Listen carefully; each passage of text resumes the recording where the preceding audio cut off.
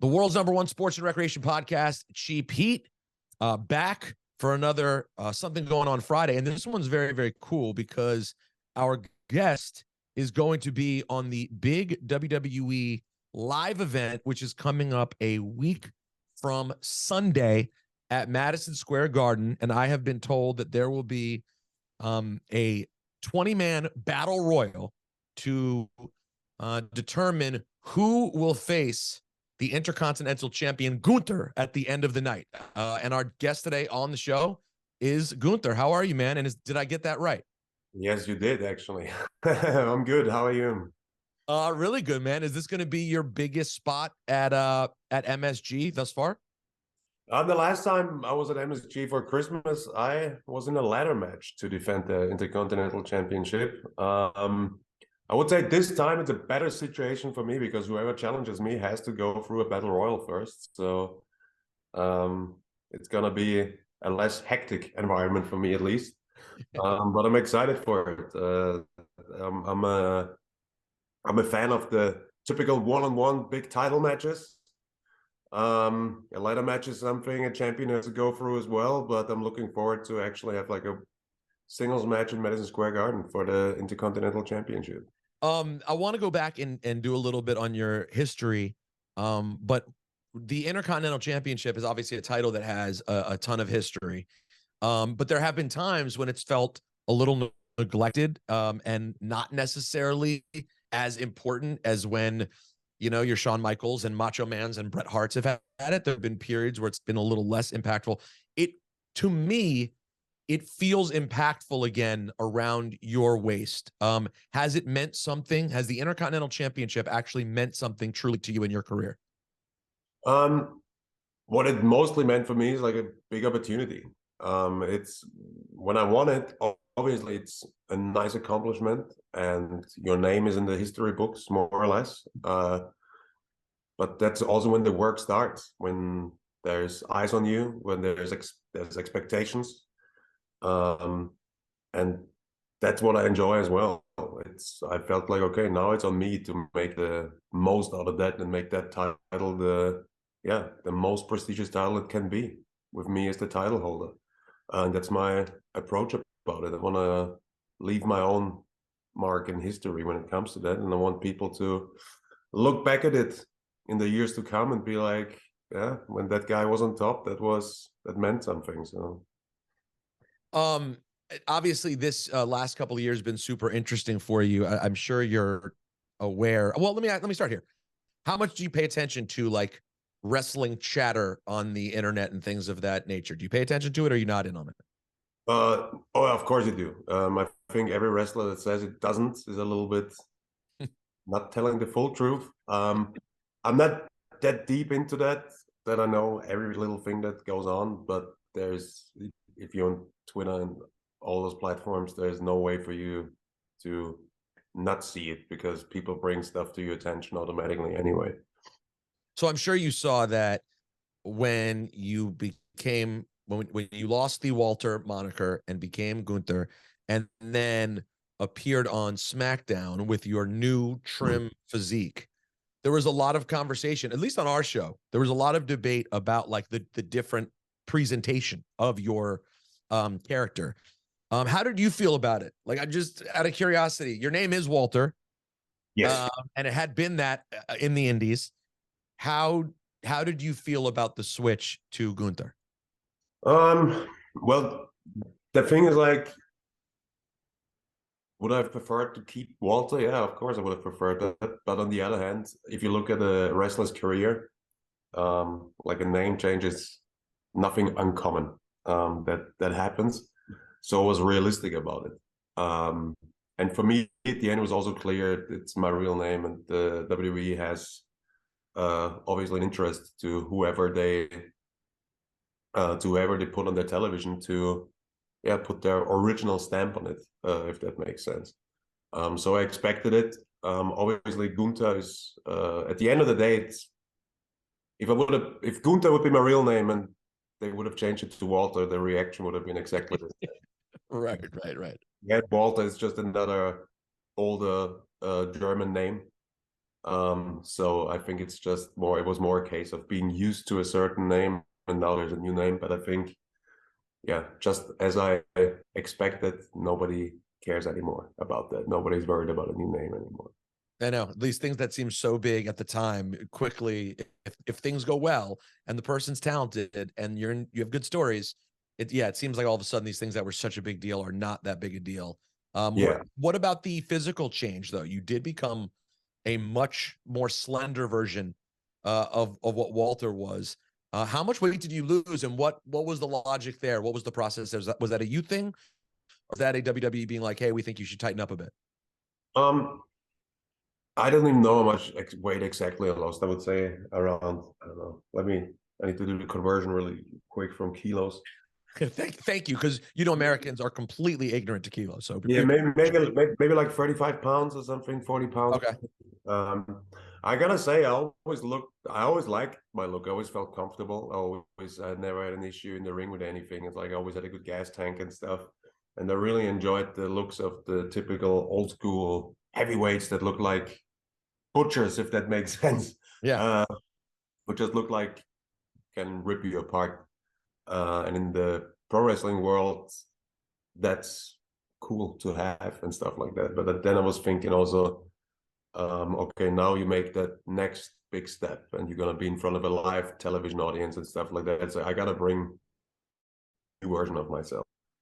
And that was the whole process behind it. Then obviously had Kyle and Gio giving me the push and be like, let's do it and stuff like that. Because obviously for somebody that didn't have to look after his nutrition for so many years, I always worked out a lot and I always ate like good stuff, but I always never cared about how many calories left Right. do I need to do because I was just the big guy.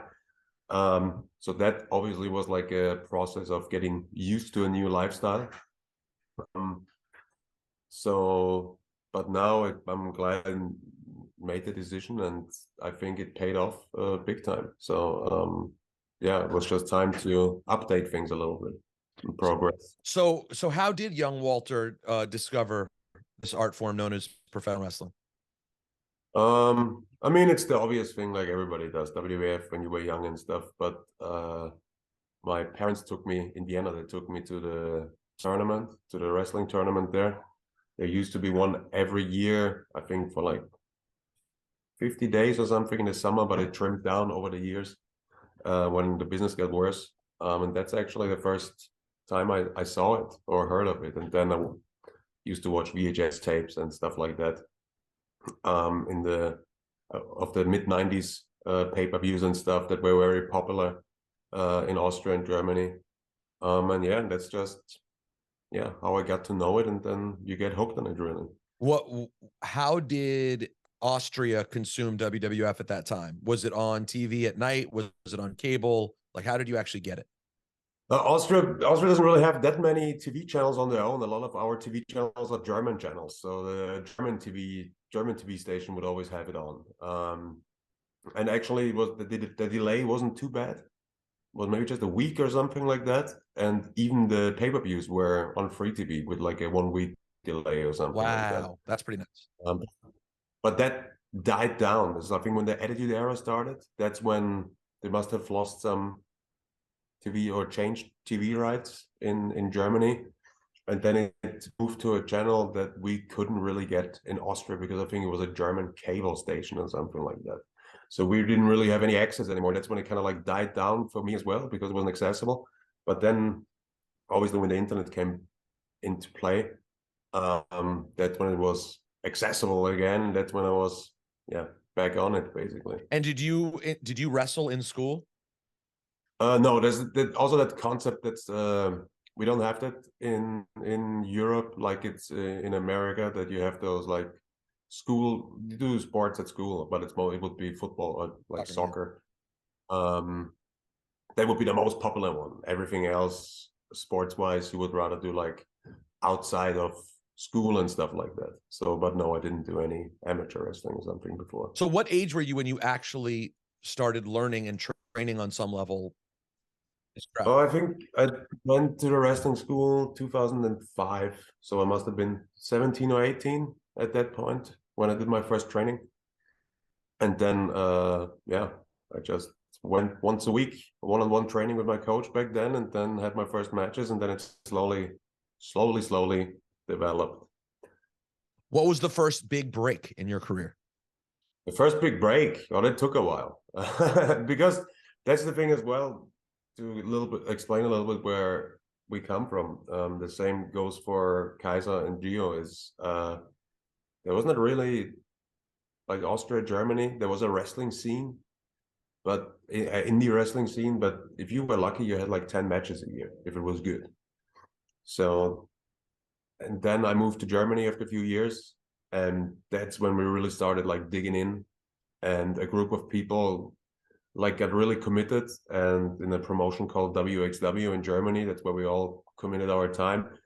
That's where we all went, okay, there's no wrestling business here. We gotta really create it our own. We gotta make it happen. And the promotion was motivated to make a next step, and a core group of wrestlers were ready to commit. And yeah, we put in the work, and then at the end we were at 60, 70 events a year with just for WXW, and that provided a platform for a lot of the wrestlers to progress and get better, but also to make some sort of income that would justify them stepping back a little bit in their real life careers, if that makes sense. And that's what it really started. And then WXW became a little bit popular, and that's when I was able to, have my breakout and wrestle in England and go to the US Indies and stuff like that. And that's when it really got going. So did you know Ludwig and Gio always? I didn't know Gio before WWE, but I knew Ludwig since I think 2007 or something. Okay. So we've been on shows in Germany together. Since then, basically, since he debuted. We lived in the northern part of Germany, so very often we would drive together as well, because it would just be on the way and stuff like that. So yeah, with Ludwig, I'm sharing. Yeah. Well, my co-host, Stat Guy Greg, sent me a question. He said that you mentioned on the bump recently how influenced you were by Ludwig's dad. Yeah. And that you even say the mat is sacred in honor of him. Tell us, people who might be a little bit ignorant about Ludwig Kaiser's father. Yeah, so there was at a time too where Ludwig and myself, everybody was kind of like trying to find their identity, to be authentic characters and stuff. And yeah, Ludwig's father was like he passed away already a few years ago. He was an older man by then already. But he wrestled in all the big tournaments in Germany and Austria in the 70s and 80s. My parents were fully aware of who he was. They watched him so many times in Vienna. And he would still come to events later on when we wrestled. He would just pop in backstage and tell some tales and stuff. And he was the one who would always say the mat is sacred to him. And we could kind of identify with that. Especially Kaiser and I, we really enjoyed watching those old documentaries on German TV about the tournaments in Germany and stuff like that. And just that vibe and just like everything was more basic and more, the presentation was more focused on the competition and stuff like that, and we could really identify with that, and we took that on. And then also at the same time, Timothy Thatcher was in WXW all the time, and he was the one who actually had the music for years already, like the classical piece, and he was the one who did the pose we do. He did that for years before already as well. And we got along great with him, personal, but also like on the wrestling side. And we were just saying like, hey, we had the whole idea with ideology coming from Kaiser's father, and with Tim, it was the matching, like there was the matching music, there was the matching like demeanor and stuff like that. And we're like, hey, let's combine it. Let's be that group that takes this stuff serious and that doesn't accept anybody goofing around on its expense. And then we started it, and it's definitely a proud accomplishment that we still are where we are now.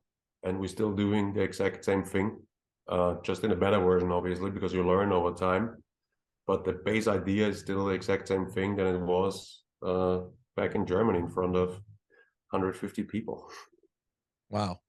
That's super duper cool. Do you feel like playing you guys being Imperium and playing this sort of who you are, this European trifecta faction, if you will? I feel like in America, we're not very nuanced with your accent. You know, I feel like the way that we perceive Germany and Austria is still, in weird ways, still very much shaped by Nazi Germany. Yeah. And I feel like people hear accents, there can be a level of intimidation.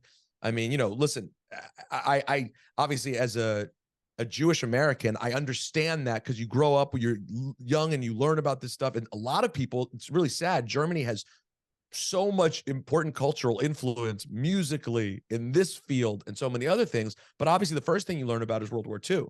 Yeah. Is that a stigma that's hard? Is that something you like actually deal with or like have to hear about? And how do you handle that? Yeah, obviously, like you mentioned that's the history of the country or the two countries. That's nothing we can ever change or something. We just have to live with it.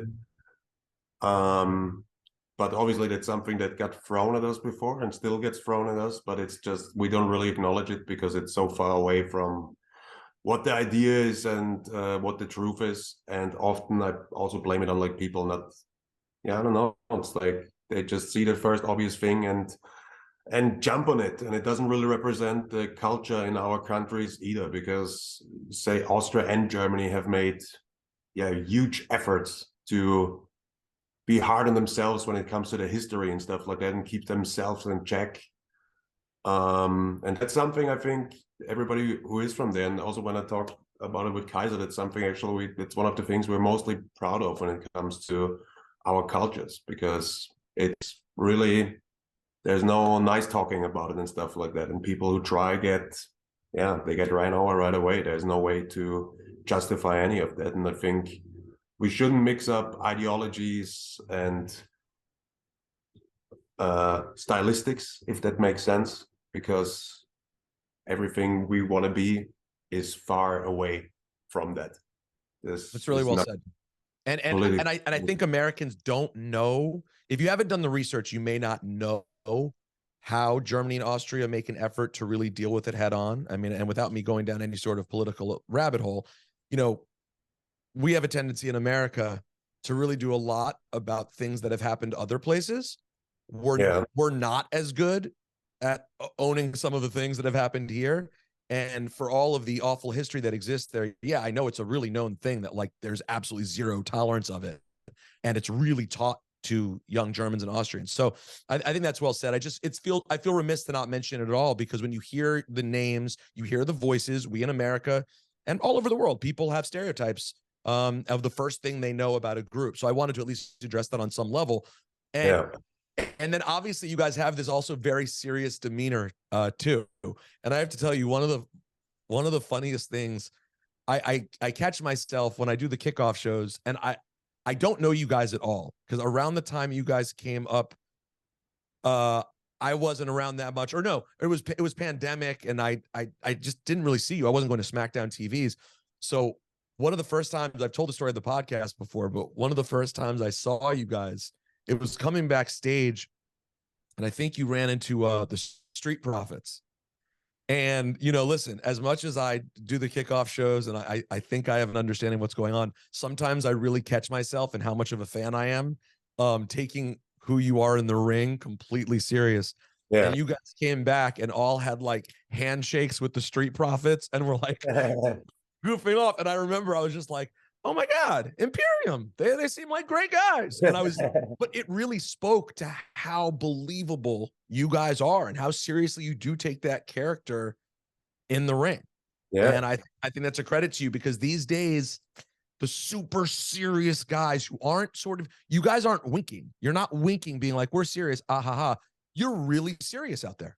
Oh yeah, definitely. Like we mean it. Like we build our livelihood around that. Why should we not take it serious? It's like, and there's no There's no playing a character or anything like that. That's just what we are, and we express it obviously in a more extricated way in the ring.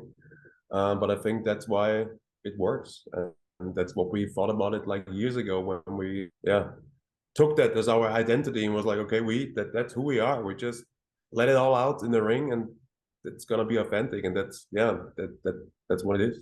Now, does that mean, would you ever be open to the idea? You know, obviously characters have cycles in wrestling. That's how it goes. And if you're a good enough bad guy for long enough, you're gonna be a good guy, and we go around and around. Could you ever picture a world in which the Imperium thing, your guys' real personalities, how it's injected into it, could be tweaked in a way that's humorous? Is that something that would ever interest you, or do you always want to be sort of very serious? I think so. We did it before in different places, not on that big of a stage, obviously. And if it comes natural, it's definitely possible. I think a lot of people can relate to us and can connect to us. I think I always see it, and now I see that when we walk out anywhere, it's usually the blackout, the music hits, people get excited and they cheer for a second, but then the light goes on and then everybody goes, Ooh, right. I think that's like a great sign that also shows that deep down they must respect or appreciate what we do in the ring. But also then we get them back to be like, they really they don't look like the guys who would cheer and support, Right. right? No. Uh, I think it's a good very situation. good. Speaking of good situation, I have to imagine you were pleased with the Royal Rumble. Was Yeah. that, first of all, would you describe that as your biggest moment thus far as a WWE superstar? And what was that experience like, going all the way down the stretch with Cody like that? Yeah, it was great for me, obviously. It's a great opportunity for me to show everybody on that big of a stage what I'm about and what I can do. I wasn't really focused on before, like being in the ring that long, and there would be a record that might go off or something like that. I literally paid zero attention to that. I was just focused on what's gonna happen in the ring actually. And then at the end also to have those 6-7 minutes with Cody, which I think going down the line is an ideal match for me. That was great to do as well, to give it a little bit of a teaser what could happen uh, when we have a match. So I was very pleased with it. Also going in as first, it's like as soon as I knew I'm gonna be in the Rumble, I was hoping, it's like, I hope I'm gonna be first. That's the best. For me, that's the best spot. Then you're gonna be in for a while. You can let it all out in the ring, and if you manage to win as the number one entrant, then you're a legend automatically. That's like for me it was the spot I really wanted in that match. So did you not do the math? Did no one, like, do you know beforehand, like, wow, this is going to be the longest appearance ever in a regular Royal Rumble? Or that's just, you know, you're going to be in there from wire to wire? No, nobody brought it up, and I wasn't thinking about it either. There was zero on my mind. I'm not a big, how you call it, like Record keeping guy? like, yeah, I'm not a big record guy and stuff like that. It's when it happens, like, oh, cool, but I'm not. There's no calendar on my wall with the days I'm Intercontinental Champion. I'm just axing the days to get away. I just found out afterwards. A few people came up, said, "Oh man, you broke the record." I was like, "Oh really? That's Yeah. great." So It's a pretty cool. It's a pretty cool no, one, and the only one who's ever done it longer was Daniel Bryan in the Greatest Royal Rumble, but that, of course, had 50 people in it, so it's a different thing. What was the yeah. experience like with Cody? Like, did you come away from it being like, oh, I understand why this guy is the man right now? I obviously I do understand why he's the man right now. I think he carries himself in a great way. He's an absolute professional. I think his backstory is phenomenal. And yeah, I wish him all the best in whatever he does now. But at the end, I think our way's gonna we're gonna cross path again, and I'm excited for that. And also in general, it was a great situation because Cody had his big comeback to the company, but then there was that big injury, and then he was out. And almost at the same time, I came up, and I could work my way up the ranks more or less. And then when it was just Cody and me, I was like, "You're gonna get it now." Like I was thinking like, okay, I gotta let him know that, yeah, even though in those few months times have changed here, and I'm here now, and I'm not going anywhere. And it potentially creates such good seeds for you guys to revisit later. You know, that you got to do this historic thing, but it was ruined by Cody. Yeah. It could lead to some fun stuff. Do you how much are you thinking about WrestleMania, and how important is it to you to have a spot there to defend your Intercontinental Championship? Oh yeah, that's definitely exciting. I think I said it before. I never started wrestling because it was my goal. Like I gotta make it to WWE, I gotta make it to WrestleMania. I always just wanted to be a wrestler and make a living of that and be happy. But now since the ball got rolling and now I'm there, it's like I can't wait. I'm excited for it. It's gonna be the biggest opportunity for me in my whole career to show what I can do on that stage. Um, and I think I did my part. That also deservingly, there's gonna be Intercontinental Championship match at WrestleMania.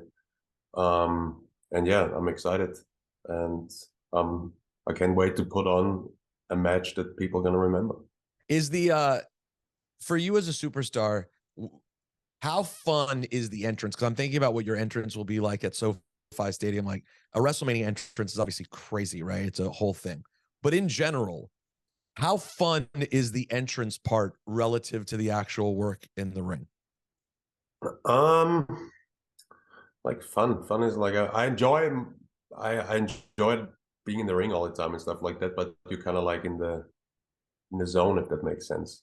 Focused on going to the ring. Right. So you're actually thinking about the work you have to do. You're not necessarily able to soak up like how cool it is that Oh people no, are reacting to your I truck, you know, the whole thing. I soak it up in the moment, and also like especially in San Antonio for the Rumble, we had that super long walkway down. Endless. I love that because you just walk there and you just take in the energy. But thinking about it as that's super cool or something, that's maybe a day or two later when you digested everything. As a professional, you cannot get carried away with stuff like that. You gotta stay focused. Who is out there that you would really love to get to lock up with? I mean, there's the obvious ones, Cody I mentioned, and obviously Brock is the one that has to happen at some point.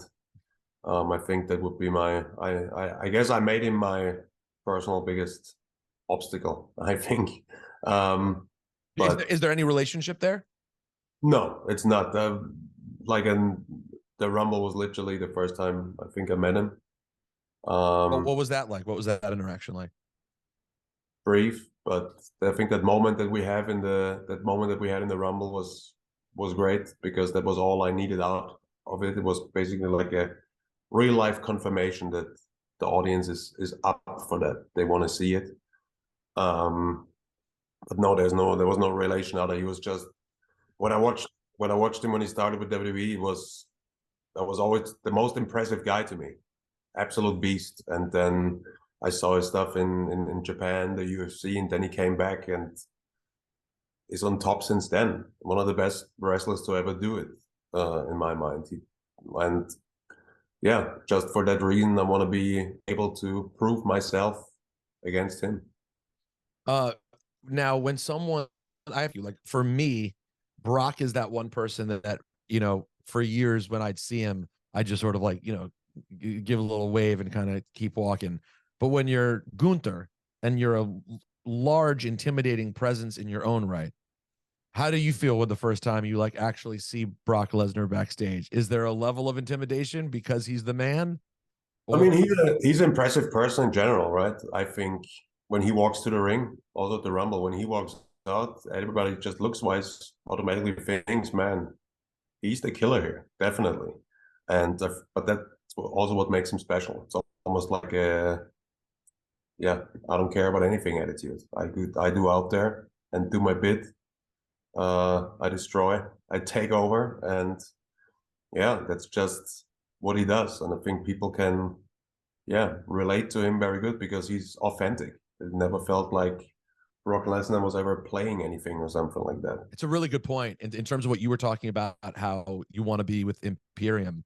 He's Yeah. he's very much that too. It's just like that. That's who he is. I don't know that there is maybe if you get a chance to talk to him, you realize like, yes, he is a normal, nice human being, but like he takes the business seriously. It's business. He likes to go out there. He likes to hunt animals. That's who the dude is. And I think for all those reasons, I think that's who I should go after in the long run. And I love it. Last thing for you, what other superstars? You know, you're relatively new, but you are experienced. You know, you've been around, did the indies, did in Europe, you came here, but through PWG, did a whole lot of different things. You've seen a lot. What other new, or because I don't want to just say young, because not everybody's young. People have a grind in this business. What new or young talent do you see in WWE that just has a tremendously high ceiling and potential? um, I would say just pick two now. I think obviously Ilya Dragunov in NXT now has unlimited potential. Like a fantastic wrestler, but also like a very intense character, a very outstanding character. And also I think Axion on NXT is a amazing talent that I can see doing a lot of things. I think those two would be the ones I would pay close attention to. And last thing, what does Gunther do in regular life? Like, wrestling is your job, as you've said earlier. You're like happy that you just get to make a living, do something that you love. What do you do when you're not at WWE? That's the thing. At the moment, they keep us quite busy, so resting, Right. spending time with the wife, obviously, with friends. It's really nothing. There's no specific hobby or something like that, really. I like to stay on top of things with politics. I like history, watch a bunch of documentaries and stuff like that. But besides from that, I think I'm a very simple and basic person that enjoys or tries to enjoy the little things in life. And has married life been nice for you? I know you're pretty recently married. Has it been nice? Very nice, yes. Can't complain. Hey man, thank you so much for the time and congratulations on everything so far. Excited to see where things shape up for you in WrestleMania season. And of course, again, a week from Sunday at the Garden, there's still tickets available. Gunther will defend the IC title against the winner of a 20-man battle royal.